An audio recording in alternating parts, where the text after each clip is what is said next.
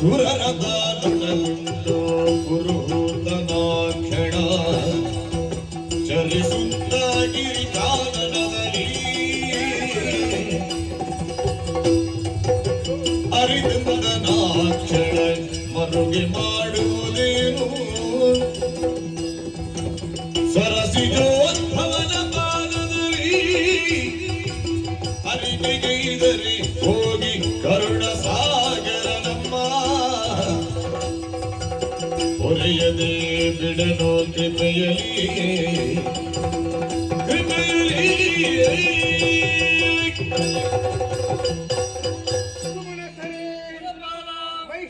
ಸಂಕದುರ್ಗಾದಿಗಳನ್ನು ಕೂಡಿಕೊಂಡು ನಾಲ್ಕರ ಅಧಿಕಾರವನ್ನು ವಶಪಡಿಸಿಕೊಂಡಿದ್ದಾನೆ.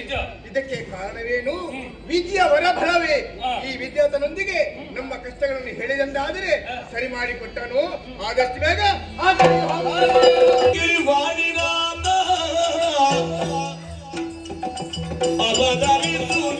ಗಮನ ಸಂಜಾತ ವಾಣಿನಾಥ ದುರುಳರ ತುಳಿಯೋ ಹೊರೆಯುವುದೇನು ಧರೆಯಲು ಹೊರಬಳೋ ವಿಧಿ ನೀನೆ ಬಲ್ಲೆ ಹೊರೆಯಬೇಕಲೆ ವಾಣಿನಾಥ ಅವತರಿದು ನಿಗಮಲ ಸಂಜಾತ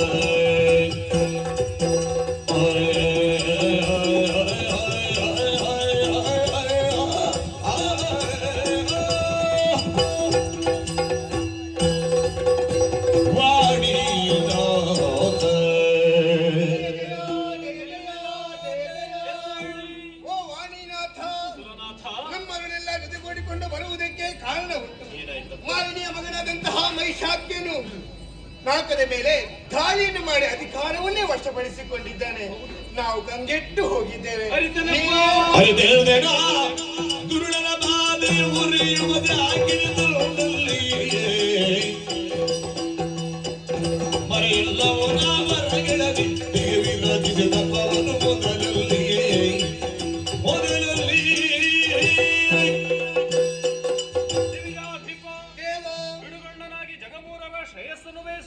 ಗುಣಸಿಂಧು ನೀನು. ಈ ರೀತಿಯಾಗಿ ವ್ಯಥಿತ ಮಾನಸನಾಗುವುದಕ್ಕೆ ಪರೋಕ್ಷವಾಗಿ ನಾ ಕಾರಣನಾದೆ. ಒಲಿದು ವರವನ್ನು ಕೊಟ್ಟದ್ದೇನೋ ಸತ್ಯ, ಪರಿಹರಿಸುವುದಕ್ಕೆ ನನ್ನಿಂದಲೂ ಸಾಧ್ಯ ಇಲ್ವಪ್ಪ. ಎಲ್ಲವನ್ನೂ ಸಾದರದಿಂದ ನಾವು ಭಿನ್ನಯಿಸಿಕೊಂಡೆವು ಅಂತಾದರೆ ವೈಕುಂಠಪತಿಯಾದಂತಹ ಮಾಧವನೇ ದಾರಿ ತೋರಿಸ್ತಾನೆ.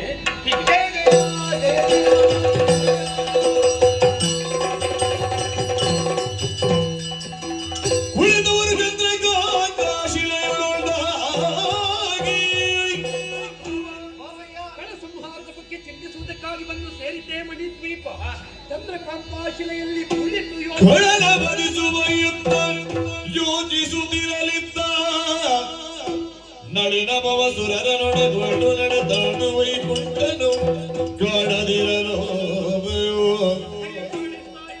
ಬಳಿಕ ಕೈಲಾಸಕ್ಕೆ ತರಲಾಗ ಪುರಗರನು ನಿಲಯದೊಳಗಿಲ್ಲದಿರೇ ಕಡಬಡಿಸಿ ಬಳಿಕವರು ತಿಳುಗಿದ ಶರೀರ ನುಡಿ ಹರಿಗರರು ತುಷಿರಾದಿಯೊಳಗಿರುವ ಹದನವರು ಹರಿಗರರ ಪದ ಕೆಳಗೆ ಸಕಲರು ದುರುಳ ಉಪದಳ ತರಗರಿಸುತ್ತಿಗೆ ಎಮ್ಮ ನೀವೇ ಉರಿಯುವುದೆನಲು ಜಯ ಜಯ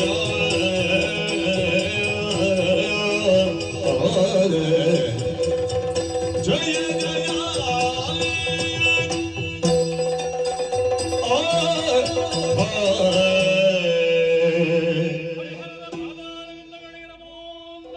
ಸಕಲರು ಎದ್ದೇಳಿ ಮುಕ್ಕೋಟಿ ವರ್ದಿಲರನ್ನು ಜೊತೆಗರಿಸಿಕೊಂಡು ಇಲ್ಲಿಯವರೆಗೆ ಬರುವುದಕ್ಕೆ ಕಾರಣವಿದೆಯಯ್ಯ. ಏನು? ನನ್ನಿಂದಲೇ ವರವನ್ನು ಹೊಂದಿದಂತಹ ಮಹಿಷ ಪ್ರಮತ್ತನಾಗಿ ಜಗಮೂರನ್ನು ವಶಗೊಳಿಸಿ ದುಷ್ಟ ಪ್ರವೃತ್ತಿಯಿಂದ ಮುಂದುವರಿಯುತ್ತಾ ಇದ್ದಾನೆ. ಆಧಮನ ನಾಶ